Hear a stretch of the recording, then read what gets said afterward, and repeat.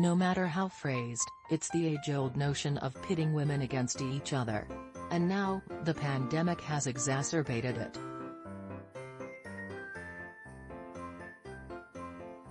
As a result, toxic behavior, including bullying, is rampant in the workplace, with nearly 20% of U.S. workers experiencing it and 19% witnessing it.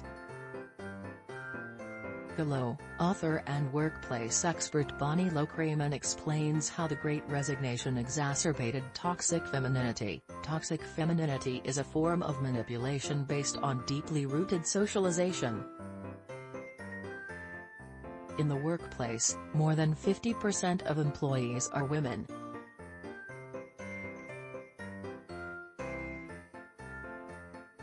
Yet, in 2022, many women are challenged by being underpaid, feeling the pressure of being a single parent or the primary caregiver, and experiencing hostility from other women in the workplace, especially if they are ambitious.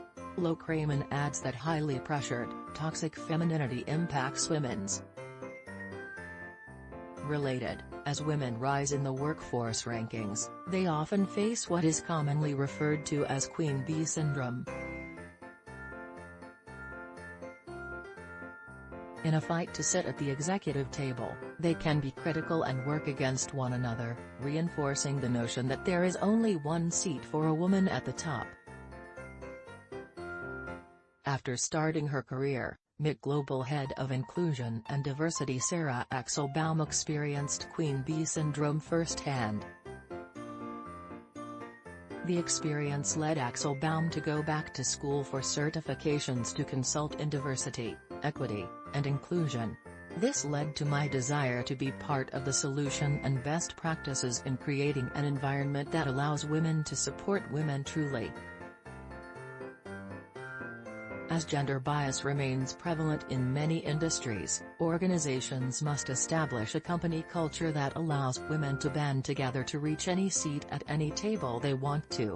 What's most interesting about the practice of toxic femininity is its expression. Unlike some of the usual traits associated with toxicity, such as a bullish demeanor, aggression, rigid control, and overconfidence, toxic femininity is passive, underhanded, and counterproductive.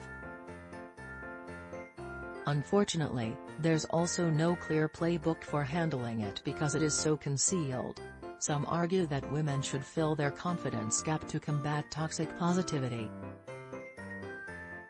While often competent, women in the workforce struggle with the notion of their confidence coming across as aggressive.